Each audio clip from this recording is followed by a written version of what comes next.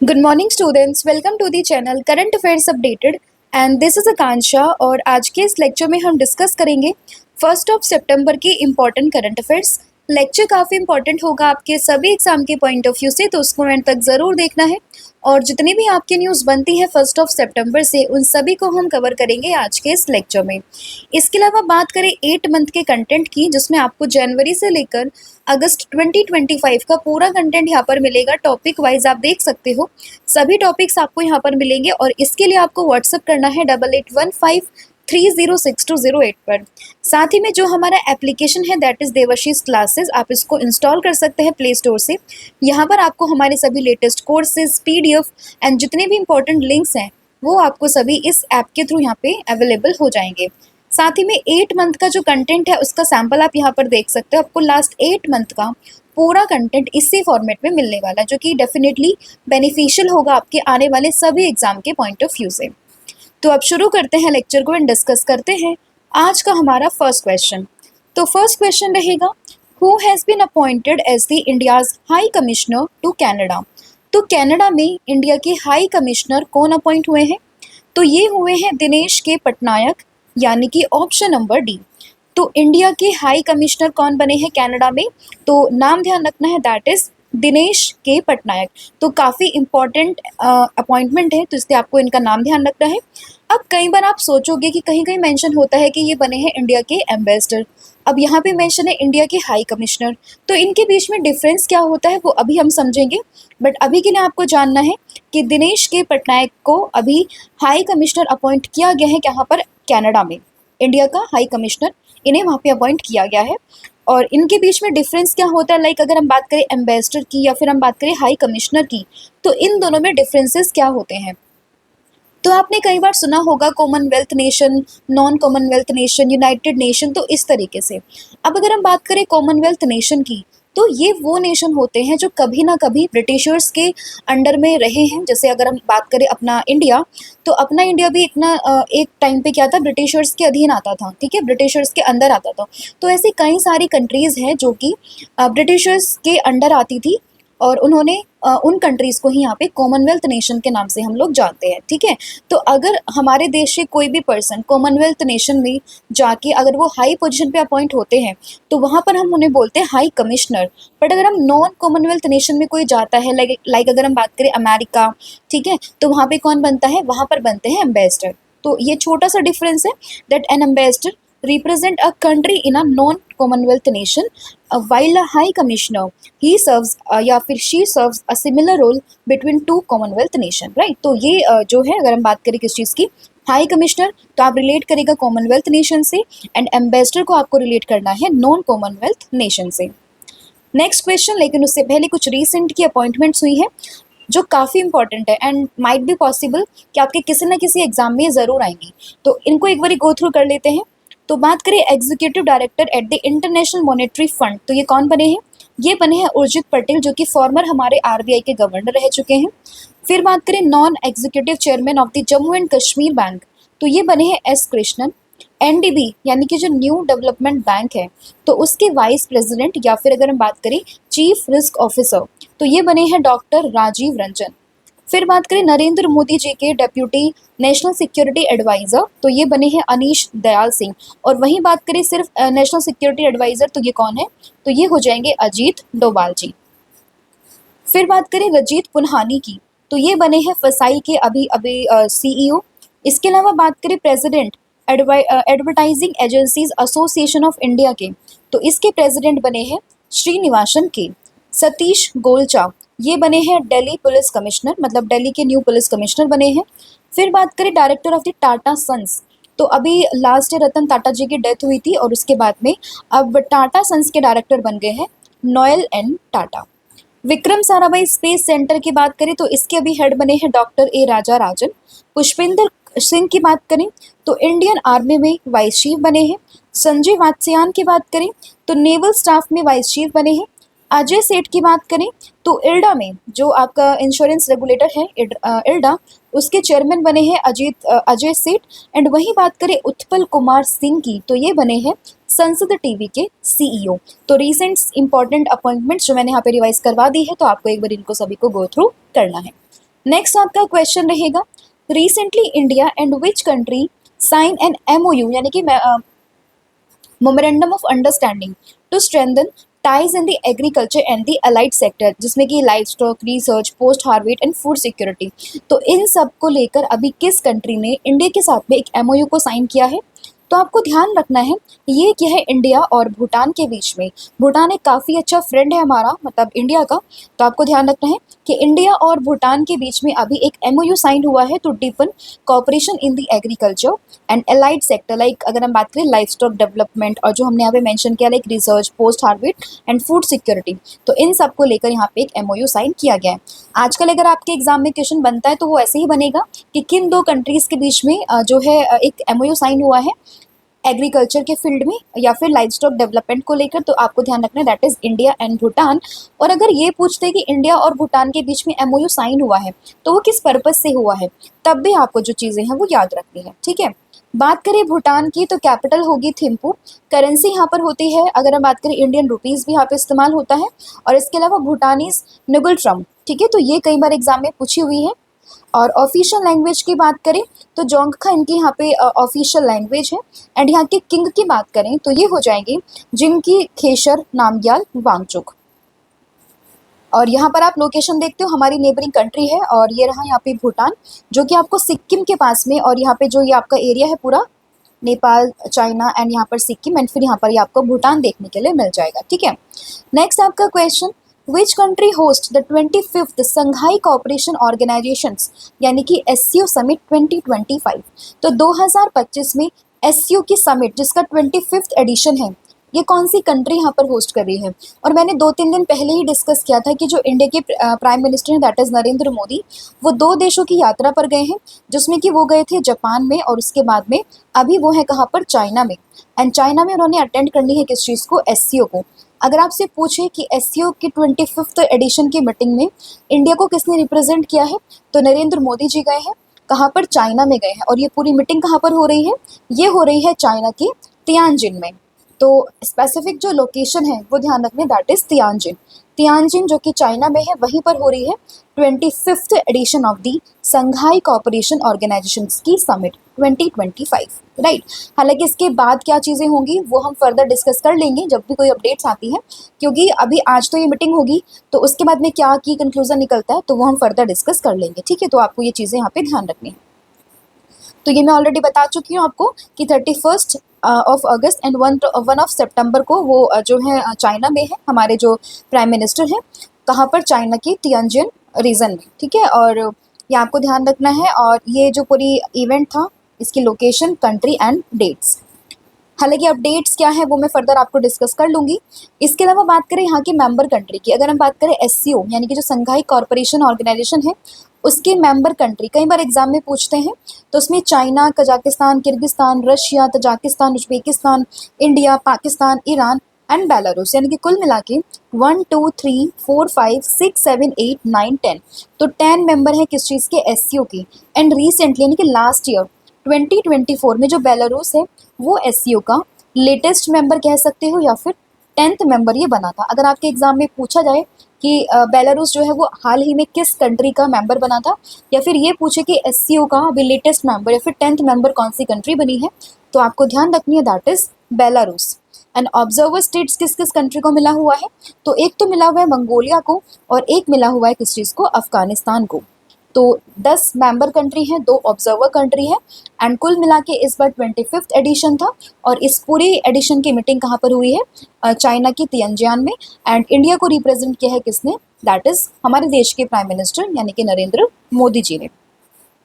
Next question रहेगा आपका, which state या फिर UT government launch you special buses for the college students. तो कॉलेज स्टूडेंट्स के लिए किस स्टेट या फिर UT ने यहाँ पे यू स्पेशल बसेस को लॉन्च किया है, तो ये क्या है, दिल्ली गवर्नमेंट ने, यानी कि ऑप्शन नंबर ए। तो दिल्ली जो कि एक यूनियन टेरिटरी है, इसने ही अभी यहाँ पर यू स्पेशल बसेस को लॉन्च किया फॉर दी कॉलेज स्टूडेंट्स। तो ये एक इन्फॉर्मेशन है जो आपको यहाँ पर ध्यान रखनी है, ताकि अगर हम बात करें रेखा गुप्ता जो दिल्ली की CM है, उन्होंने इस चीज़ को फ्लैग ऑफ किया है। पर्पस क्या है इसका, ताकि जो बच्चे हैं दिल्ली यूनिवर्सिटी स्टूडेंट्स हैं, वो उनकी जो डेली कम्यूट वाला जो वो है वो वहाँ पे इम्प्रूव हो सके, ठीक है। तो ध्यान रखिएगा, the initiative revive the long defunct use special services and introduce a modern electric and students friendly public transport system. Right, तो याद रहेगा यूज स्पेशल बसेस किसने यहाँ पे शुरू करी है, दैट इज दिल्ली गवर्नमेंट ने। नेक्स्ट क्वेश्चन, ओनम फेस्टिवल काफ़ी इंपॉर्टेंट है। कल मैंने नुआखाई फेस्टिवल के बारे में डिस्कस किया था, जो कि कहाँ पर बनता है, वेस्टर्न उड़ीसा में। अगर स्पेसिफिकली पूछा जाए तो आप उड़ीसा आप यहाँ पे टिक कर सकते हैं। तो नुआखाई फेस्टिवल मैंने कल डिस्कस किया था। और अभी हम बात करें ओनम फेस्टिवल की, तो ये भी काफ़ी इंपॉर्टेंट फेस्टिवल है, जो कि कहाँ पर बनता है, ये बनता है केरला में, यानी कि ऑप्शन नंबर डी। तो फेस्टिवल से काफ़ी बार एग्जामिनेशन पूछे गए हैं, तो याद रखना है आपको। केरला में बना है कौन सा festival, that is Onam festival. News में है तो आपको जो है ये ध्यान रखना है। तो जैसे कि यहाँ पर मेंशन है that Kerala's most celebrated festival, जिसका नाम है Onam, begin on a ground and colourful not. ठीक है, तो ये अभी यहाँ पर शुरू हुआ है, तो इसलिए ये पूरी की पूरी जो चीज़ें हैं वो यहाँ पर न्यूज़ में आ गई हैं। तो इसलिए इसकी लोकेशन आपको ध्यान रखनी है, दैट इज़ केरला।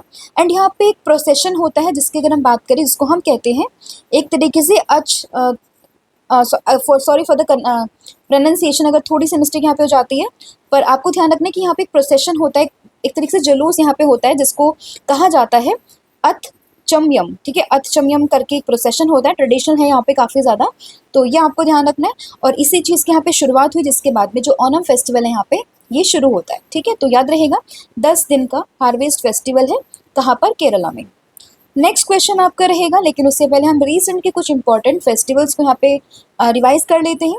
अगर हम बात करें असम स्टेट की, तो वहाँ पे आपने सुना होगा अम्बुबाची का मेला भी लगता है, काफ़ी फेमस है। इसके अलावा बोगाली बिहू। बिहार में बात करें तो छठ पूजा काफ़ी फेमस है।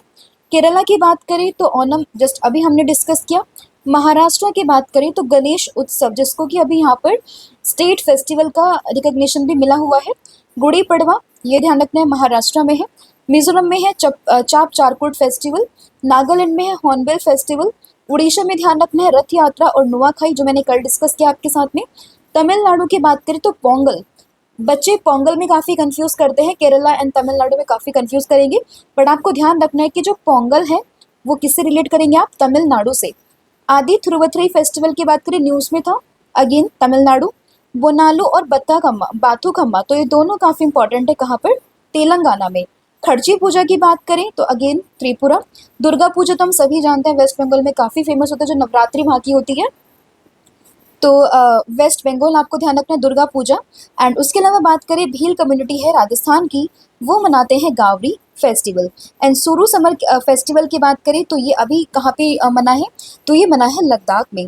तो ये सारे आपके इम्पॉर्टेंट जो है यहाँ पे फेस्टिवल्स थे, जो आपको करंट से रिलेट करके याद रखने हैं। ठीक है, नेक्स्ट आपका क्वेश्चन रहेगा, Which city is the safest city for women in India as per the recently released National Annual Report and Index on the Women's Safety, जिसको हम शॉर्ट में कह सकते हैं नारी, NARI, यानी कि national annual report and index on the women safety 2025, इसको अभी रिलीज़ किया गया है।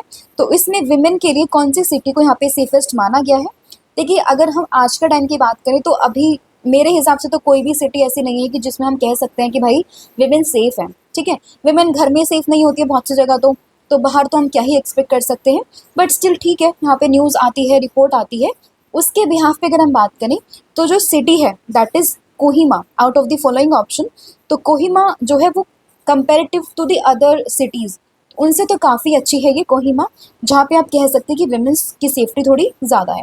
तो बात करें जैसे कोहिमा, विशाखापट्टनम, भुवनेश्वर, आइजवाल, गंगटोक, ईटानगर, मुंबई, तो यहाँ पे माना गया कि हाँ ये कंट्रीज थोड़ी सेफेस्ट सिटीज़ में आती है।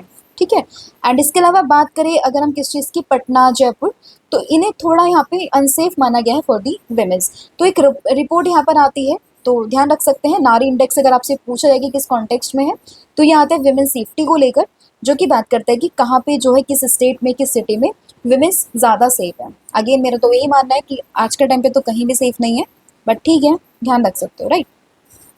नेक्स्ट क्वेश्चन रहेगा, which countries ATLAS survey telescopes discovered the comet 3I/एटलस।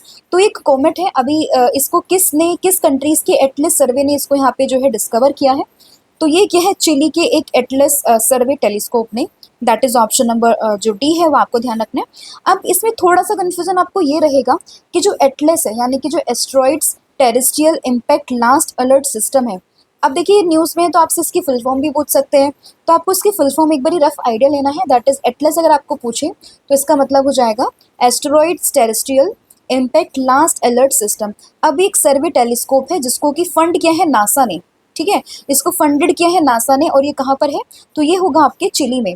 वहीं पर ही इसने उसी कंट्री के इस एटलस ने एक कॉमेट को डिस्कवर किया है, दैट इज़ 3I/एटलस। तो ये इसका नाम यहाँ पे रखा गया है, तो ध्यान रख सकते हैं, दैट इज़ 3I/एटलस। ये किस कंट्री के एटलस सर्वे टेलीस्कोप ने यहाँ पे डिस्कवर किया है, तो ये क्या है, चिली। इसके अलावा this is the third interstellar object discovered by the human so far. तो अगर ये थोड़ा फैक्चुअल चीज़ें हो जाती हैं यहाँ पे कि भाई अभी तक जो ह्यूमंस हैं उनके द्वारा खोजी गई ये तीसरी इंटरस्टेलर ऑब्जेक्ट है।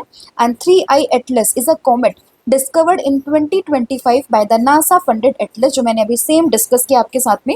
N interstellar space whose trajectory shows that it is a visitor from another star system। यानी कि ये इस चीज़ को दिखाता है कि किसी और मतलब स्टार, जो स्टार आपका सिस्टम है वहाँ से ये इधर की तरफ आया है। तो मतलब इस तरीके से आप कह सकते हो इंटरस्टेलर मतलब घूमता फिरता। एक मूवी भी आई थिंक है इंटरस्टेलर के ऊपर, तो वैसे आप समझ सकते हो। बट अभी आपके एग्जाम के परस्पेक्टिव से आपको कंट्री का नाम ध्यान रखना है, दैट इज़ चिली। एंड इसको फंडेड किसने किया एटलस को, दैट इज़ बाय नासा, जो कि अमेरिका की स्पेस एजेंसी है, ठीक है। बात करें चिली तो आप यहाँ पर देख सकते हो साउथ अमेरिका में आपको ये मिलेगी कंट्री, दैट इज़ चिली, जिसकी कैपिटल होगी सेंटियागो। इंपॉर्टेंट है, इसकी कैपिटल एग्जाम में पूछी हुई है। बात करें ऑफिशियल लैंग्वेज तो ये होगी आपकी स्पेनिश। प्रेसिडेंट है गैब्रियल बोरिक, अभी न्यूज़ में थे ये। और करेंसी यहाँ पे है चिलियन पिसो। एंड कॉन्टिनेंट की बात करें तो कॉन्टिनेंट वाइज ये आता है यहाँ पे साउथ अमेरिका में, ठीक है। एंड चिली काफ़ी फेमस आप कह सकते हो ये यहाँ पे कंट्री है, राइट। नेक्स्ट आपका क्वेश्चन रहेगा, which of the following cities has been ranked first in the smart city index 2025 released by the international institute for management development. तो IMD ने अभी क्या किया है, एक यहाँ पे रिलीज करी है रिपोर्ट जिसका नाम है स्मार्ट सिटी इंडेक्स 2025। तो इसमें किस सिटी को यहाँ पे रैंक 1 पे रखा गया है, तो ये रखा गया है जूरिक को, यानी कि ऑप्शन नंबर बी। तो जूरिक है यहाँ पे फर्स्ट नंबर पर अगर हम बात करें किस चीज़ की, स्मार्ट सिटी इंडेक्स 2025 की। तो ये आपको इसमें थोड़ा सा जो है लिस्ट ध्यान रखनी है। ज्यूरिक, ऑस्लो, जेनेवा, ये टॉप सिटीज़ यहाँ पे आती है। फिर बात करें पूरी, अगर हम टॉप 10 की बात करें तो आप यहाँ पर इन पूरे टॉप 10 को देख सकते हैं। नेक्स्ट आपका question, recently which state has ban the creation of new Aadhaar cards for people above 18 years of age. तो 18 साल से ज़्यादा उम्र के बच्चे लोगों के लिए अभी यहाँ पे जो आधार कार्ड है नए उनको बनाने पे बैन किया गया है। तो वो किस स्टेट ने अभी यहाँ पर बोला है, तो ध्यान रखना है, ये बोला है असम की गवर्नमेंट ने। तो असम ने बोला है कि अभी न्यू आधार कार्ड्स जो है वो नहीं बनेंगे, जो कि 18 साल या फिर उनसे ज़्यादा एज के लोग हैं उनके लिए अभी जो है आधार कार्ड नहीं बनेंगे, ठीक है। तो ये किसने बोला है, अभी असम की गवर्नमेंट ने बोला है। बट इसके अलावा कुछ एक्सेप्शंस हैं, लाइक अगर हम बात करें शेड्यूल्ड कास्ट के लोग या फिर शेड्यूल्ड ट्राइब्स या फिर जो वर्कर्स जो वर्क करते हैं टी गार्डन्स में, तो उनको अभी छूट दी गई है। वो अगले 1 साल तक अगर उनके अभी तक आधार कार्ड नहीं बने हैं तो वो अगले 1 साल तक के लिए अपने आधार कार्ड को बनवा सकते हैं। बट उसके बाद भी फिर उन ये वाली कैटेगरीज होती है लाइक SC STs और जो टी गार्डन्स में काम करते हैं, तो 1 साल के बाद में फिर उनके लिए भी जो है चीज़ें वो बैन कर दी जाएंगी। बट अभी 1 साल तक के लिए ये लोग यहाँ पे बनवा सकते हैं, ठीक है। तो कौन सी गवर्नमेंट है, दैट इज असम गवर्नमेंट। फिर है India's 22nd Indian institute of management, that is IIM। तो 22वां IIM अभी जो है कहाँ पे इस्टेब्लिश हुआ है, कहाँ पे इस्टेब्लिश होगा इंडिया का, तो ये होगा गुवाहाटी में, यानी कि ऑप्शन नंबर जो ए है वो यहाँ पे करेक्ट होगा। तो after the establishment of IIM Guwahati it will be the 22nd IIM in the country. And ये काफ़ी अच्छा एक इनिशिएटिव आप कह सकते हो असम में खुलने वाला है। And it is worth noting that Assam has a population of more than 2 to 3 crore. मतलब इतनी ज़्यादा पॉपुलेशन वहाँ की है, बट स्टिल वहाँ पे अभी तक कोई भी IIM नहीं था। तो असम का ये पहला होगा। और इंडियन पर्सपेक्टिव से बात करें तो ये इंडिया का 22nd IIM यहाँ पे बनेगा, ठीक है। तो ये आपको ध्यान रखना है, दैट इज़ गुवाहाटी। फिर बात करें विच नेबरिंग कंट्रीज फॉर्मर प्रेसिडेंट और 6 टाइम के PM यानी कि रणल विक्रमसिंघे, इनको भी अरेस्ट किया गया है। तो किस कंट्री के फॉर्मर प्रेसिडेंट या फिर PM रह चुके हैं, तो ये रह चुके हैं श्रीलंका के former president and PM, that is option number जो C है वो आपको यहाँ पे ध्यान रखना है। तो Ranil Wickremesinghe former president of the Sri Lanka and 6 time prime minister again of Sri Lanka was arrested in the August 2025 and he was arrested on the charge of using government fund for personal travels abroad during his presidential tenure। अब कई बार बच्चे सोचते हैं कि ma'am आप ऐसे questions क्यों करा रही हैं, बट आप बच्चों ध्यान दीजिएगा। अगर आप यूपी पीसीएस की तैयारी कर रहे हो तो वहाँ पे अगर आपने पीवाईक्यूज को एनालिसिस किया है तो कई बार ऐसे क्वेश्चंस पूछे गए हैं कि इसको गिरफ्तार किया गया था, ठीक है, तो वो किस पर्पज से गिरफ्तार हुए थे, क्योंकि भाई 6 टाइम वो प्राइम मिनिस्टर रह चुके हैं, प्रेसिडेंट रह चुके हैं, तो जाहिर सी बात है इंपॉर्टेंट पर्सनैलिटी तो वो है, ठीक है। अब उन्हें क्यों गिरफ्तार किया गया, तो ये स्टेटमेंट बन के एग्जाम में पूछ सकते हैं, तो आपको ध्यान रखना है उसी पर्सपेक्टिव से कि इन्हें जो है, इन्होंने जब इनका प्रेसिडेंशियल टेन्योर चल रहा था तो इनके ऊपर कुछ चार्जेस लगे थे for using government fund for personal travels, तो इसीलिए इनको यहाँ पे अभी जो है अरेस्ट किया गया है। बात करें श्रीलंका की, तो अगेन हमारी नेबरिंग कंट्री है, आइलैंड नेशन है, कैपिटल होगी कोलंबो, श्री जयवर्धनापुरा कोट्टे, करेंसी यहाँ जो इस्तेमाल होती है दैट इज श्रीलंकन रूपी। इन हमारी कंट्री और श्रीलंका के बीच में जो यहाँ पे स्टेट आता है दैट इज पाक स्टेट होता है। ऑफिशियल लैंग्वेज की बात करें तो सिन्हाला और तमिल 2 लैंग्वेज यहाँ पे बोली जाती है। अगर आपने एनसीईआरटीज पढ़ी है 9th-10th का एक कोई चैप्टर, किसी क्लास में एक चैप्टर है जिसमें पूरा इसकी हिस्ट्री बताई हुई है, जिसमें हम तमिल और सिन्हालीज के ऊपर पूरी वहाँ पे एक चैप्टर डिवोटेड है, ठीक है। प्रेसिडेंट की बात करें तो अनुराग कुमारा दिशायंके यहाँ के प्रेसिडेंट है, एंड पीएम की बात करें तो वो हो जाएंगी Harini Amarasuriya. Next question, which brand of high performance track service has India's unveiled for the first time और नेशनल स्पोर्ट्स डे। तो नेशनल स्पोर्ट्स डे हमने कब मनाया है, 29 अगस्त को मनाया है। क्यों मनाते हैं, क्योंकि इसी दिन जो मेजर ध्यानचंद जी हैं, मेजर ध्यानचंद जी, उनका जो है बर्थ एनिवर्सरी होती है। तो किस ब्रांड ने यहाँ पे हाई परफॉर्मेंस ट्रैक सरफेस को यहाँ पे अनवील किया फॉर द फर्स्ट टाइम, तो ये क्या है, मोंडो ने, यानी कि जो ऑप्शन नंबर डी है वो आपका करेक्ट हो जाएगा। तो India unveiled it's first ever Mondo track on national sports day. और जो हमारे स्पोर्ट्स मिनिस्टर हैं यानी कि जो मनसुख मंडाविया जी हैं, उन्होंने कंफर्म किया इस चीज़ को। With this India join 24 other countries as a 25th nation to have a Mondo track, ठीक है। तो ये आपको उसमें ध्यान रखनी है, चीज़ें थोड़ी सी इंपॉर्टेंट है क्योंकि पहली बार ऐसा हुआ है। Next question, international day against nuclear test 2025 इसको कब सेलिब्रेट यहाँ पर किया गया है, तो आपको ध्यान रखना है ये हम सेलिब्रेट करते हैं हर साल कौन सी डेट को, दैट इज 29 अगस्त, ठीक है। तो ऑप्शन नंबर जो सी है वो आपको इसमें ध्यान रखना है 29 अगस्त को। नेक्स्ट आपका क्वेश्चन रहेगा, लेकिन उससे पहले कुछ रिसेंट के डेज हैं, आप एक बार गो थ्रू कर सकते हैं। बहुत से बच्चों का डाउट था कि मैम डेट्स याद नहीं होती है, तो मैं एक काम करूंगी कि अलग से एक वीडियो बना दूंगी जिसमें हम सारे डेज को यहाँ पे कवर करेंगे, एंड कुछ ट्रिक के साथ में मैं आपको चीज़ें बताऊंगी, तो आपको आसानी रहेगी कि आप चीज़ों को रिटेन कर पाओ, ठीक है। अब देखो थोड़ा एफर्ट्स तो आपको लगाना पड़ेगा, कुछ चीज़ें हैं जो आपको याद रखनी पड़ेंगी, या तो आप ऐसा कर सकते हो कि आपके कोई फ्रेंड हो, रिलेटिव्स हो, भाई हो, कजन्स, मतलब कुछ भी ऐसे अपने दोस्तों के नाम पे आप याद रख सकते हो कि भाई जैसे मेरा है कि मैं कैसे याद करती हूँ कि जैसे कोई भी डेट आती है मुझे उसमें बहुत डिफिकल्टी हो रही है याद करने में, तो मैं उससे कुछ निमोनिक्स बना लेती हूँ, या फिर कोई मेरे फ्रेंड का बर्थडे होता है तो उसके आसपास में चीज़ें रख लेती हूँ, ठीक है। तो इस तरीके से आप याद रख सकते हो, ठीक है। जैसे अगर हम बात करें मॉस्किटो डे, एक एग्जाम्पल मैं आपको बता रही हूँ, तो मॉस्किटो डे, तो मेरा एक कज़न है वो बहुत बहुत पतला है, बहुत पतला है, ठीक है। तो मैं उसको मच्छर मच्छर करती रहती हूँ, और उसका बर्थडे आता है 20 अगस्त को, ठीक है। तो मैंने बस ऐसे याद कर लिया कि भाई मच्छर है, 20 अगस्त को बर्थडे है, तो मॉस्किटो डे भी कब आएगा, 20 अगस्त को आएगा। तो ये आपको खुद से कुछ कुछ ट्रिक्स बनानी पड़ेंगी ताकि जो चीज़ें हैं वो आपको याद हो सके। तो आप एक बार इसको गो थ्रू करिएगा, मैं काफ़ी बार इसको रिवाइज करवा चुकी हूँ, तो इंपॉर्टेंट है।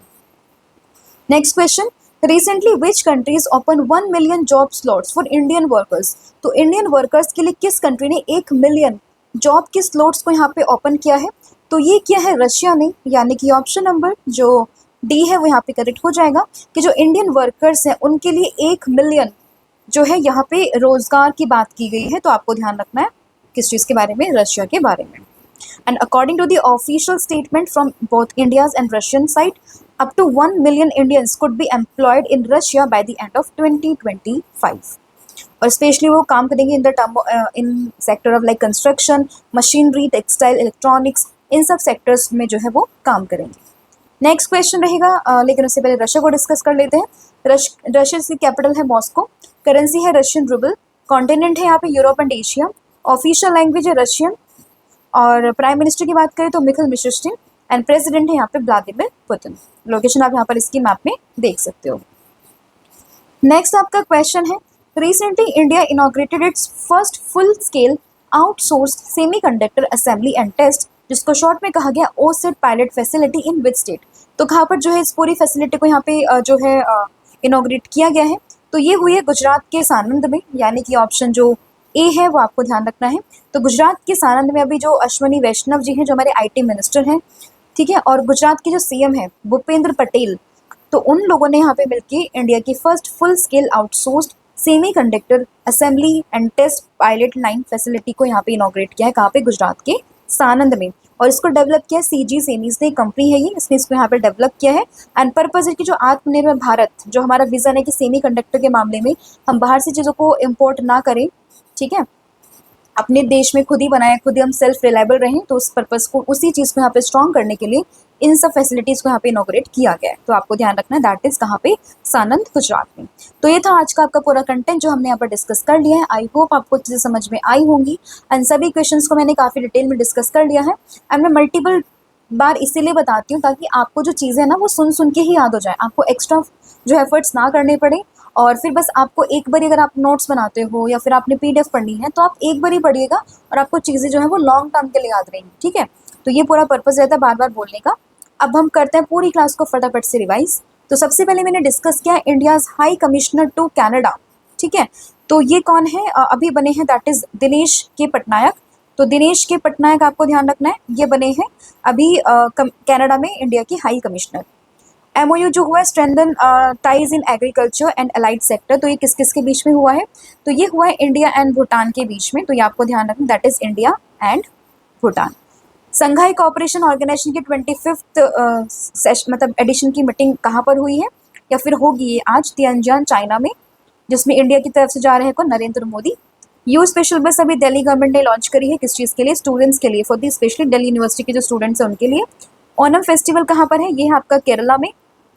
नारी रिपोर्ट ये बात करता है कि वुमेन सेफ्टी को लेकर कि कौन सी सिटी कितनी सेफ है उस चीज़ को लेकर, जिसमें कोहिमा वगैरह जो है ये अभी काफ़ी अच्छे सेफर सिटीज़ में जो है वो आती है, like Kohima and all. Comet 3i Atlas, ये चेली का एक एटलस है जिसने अभी इस कॉमेट को जो है वो डिस्कवर किया है। IMD स्मार्ट सिटी इंडेक्स 2025, उसमें टॉप पे है कौन सी सिटी? That is Zurich. किस कंट्री ने, किस स्टेट ने बोला है कि वो नए आधार कार्ड्स को जो है उनके क्रिएशन को बैन करेगा 18 साल से ऊपर के लोगों के लिए? बात करिए असम गवर्नमेंट ने, बट जो SC ST और जो वर्कर्स है जो काम करते हैं टी गार्डन्स में, तो उनके लिए यहाँ पे छूट दी गई है कि भाई आप 1 साल तक के लिए बनवा सकते हो, बट उसके बाद आपको भी यहाँ पे बैन कर दिया जाएगा। 22nd Indian institute of management, तो ये कहाँ पर खुला है? ये बना है गुवाहाटी में। रणिल विक्रमसिंघे जो कि श्रीलंका के फॉर्मर प्रेसिडेंट एंड PM रह चुके हैं, उनको अभी अरेस्ट किया गया है।